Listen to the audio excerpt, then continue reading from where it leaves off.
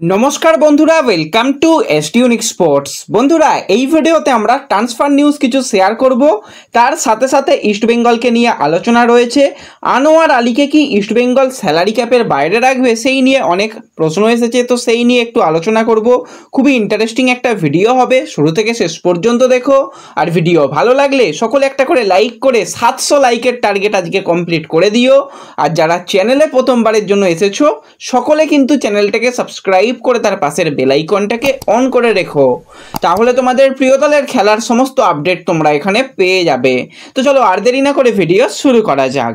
তো প্রথমেই যদি আমরা কথা বলি দুজন ভারতীয় প্লেয়ারকে নিয়ে, এবং প্রথম যে প্লেয়ার আমার খুবই পছন্দের প্লেয়ার সেটা হচ্ছে 24 বছর বয়সী ভারতীয় রাইট উইঙ্গারের প্লেয়ার মাখান ছোটে। হায়দ্রাবাদ এফসির সঙ্গে 2026 সাল পর্যন্ত কন্ট্রাক্ট থাকলেও কিন্তু পিএসসির দ্বারস্থ হয়েছিল মাখান ছোটে, এবং অনেক দিন আগেই কিন্তু মোহামেডান তার সঙ্গে কথাবার্তা এগিয়ে রেখে দিয়েছিল। তো পিএসসির তরফ থেকে কিন্তু ক্লিয়ারেন্স এসে গেছে মাখান ছোটের। তো সে কিন্তু এবার পুরোপুরি ফ্রি প্লেয়ার হিসাবে মোহামেডান বাংলার আরও এক প্রধানের কিন্তু যোগদান করলো, এবং এটা কিন্তু খেলনামের তরফ থেকে অফিসিয়াল আপডেট এসে গেছে। এর সাথে সাথে আরও একজন খুবই ট্যালেন্টেড এবং প্রমিসিং প্লেয়ার হতে চলেছে, সেটা হচ্ছে 21 বছর বয়সী ভারতীয় ডিফেন্ডার লেফট ব্যাক, এছাড়া সেন্টার ব্যাকেও খেলতে পারে সাজ্জাদ হোসেন প্যারে। তারও কিন্তু এই একই ব্যাপার, 26 সাল পর্যন্ত কন্ট্রাক্ট, পিএসসির দ্বারস্থ হয়ে কিন্তু সেও ছাড়া পেয়ে গেছে এবং ফ্রি প্লেয়ার হিসাবে কিন্তু মোহামেডানে যোগদান করলো। এবং মোহামেডানের কিন্তু একের পর এক বিদেশি প্লেয়ার, যেরকম বলেছিলাম তোমাদের যে আসতে চলেছে বা আসছে, সবাই কিন্তু পরপর কলকাতায় আসছে। খুব সম্ভবত কোচও কালকে চলে আসবে এবং 15 তারিখ থেকেই তারা প্র্যাকটিস শুরু করবে। এবার তাদের অফিসিয়াল অ্যানাউন্সমেন্টগুলো এখনও আসেনি, তার আগে বিদেশিরা এসে যাচ্ছে, ইন্ডিয়ানরাও কিন্তু কম বেশি আজকেই বেশিরভাগ হয়তো ইন্ডিয়ান এসে যাবে। তো অ্যানাউন্সমেন্ট কবে হবে দেখো, অ্যানাউন্সমেন্ট নিয়ে এখনও কোনো আপডেট নেই, তবু যেটুকু ভিতরের খবর শোনা যাচ্ছে 15 তারিখ তাদের প্র্যাকটিস হবে। যেরকমভাবে বেঙ্গালুরু এফসি করেছিল যে একদম সব সমর্থকদের সামনে প্লেয়ারদের ঘোষণাপত্র, সেটা হয়তো করতে পারে তারা।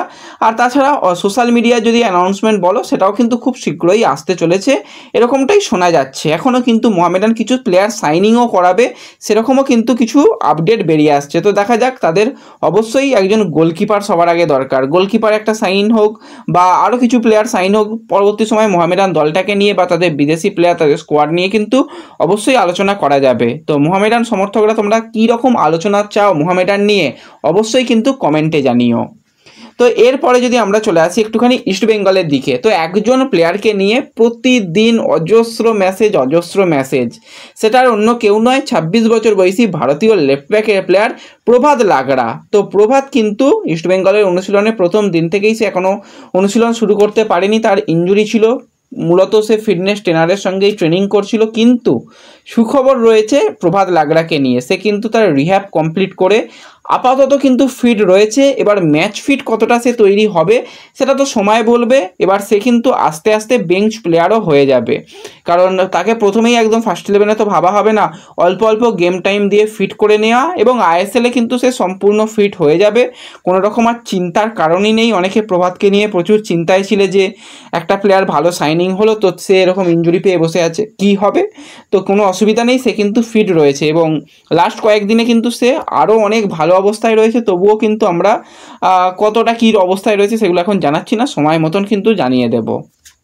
তো এরপরে যে বিষয়টাকে নিয়ে একটু আলোচনার প্রয়োজন রয়েছে সেটা হচ্ছে আনোয়ার আলী। তো আনোয়ার আলীকে নিয়ে প্রচুর প্রশ্ন আর প্রচুর আজকে কিন্তু উৎসাহ রয়েছে। রাত 10টায় কিন্তু 10টার একটু পর থেকে হয়তো 10:30টার মধ্যে কলকাতা বিমানবন্দরে রঞ্জিত বাজাজ এবং আনোয়ার আলী তারা আসতে চলেছে।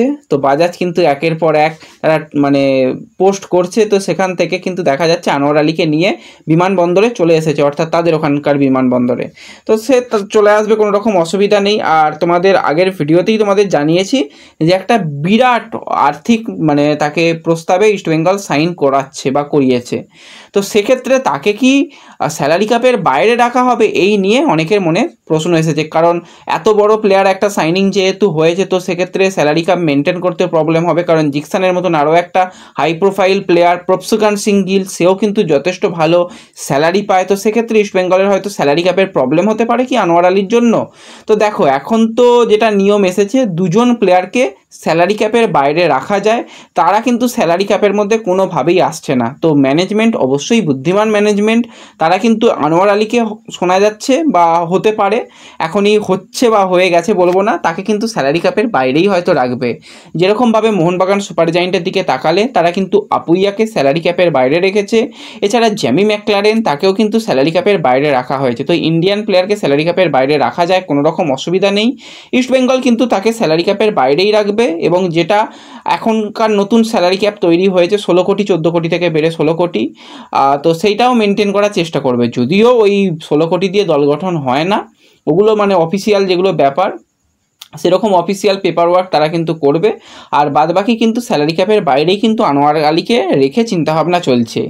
এবার অনেকের প্রশ্ন যে আনোয়ার আলী তো এলো, আরও কিছু কি সাইনিং হবে? দেখো এখনও সময় রয়েছে, যে হয়ে গেছে সেরকম কিছু এখনও আপডেট আসেনি, হতে পারে বা হচ্ছে শুনতে পাচ্ছি, তো পরপর আপডেট আসবে। আজকে আনোয়ার আসছে এটাতে অনেকেই খুশি রয়েছো, তো যারা যারা খুশি রয়েছো তারা কিন্তু অবশ্যই কমেন্ট করো।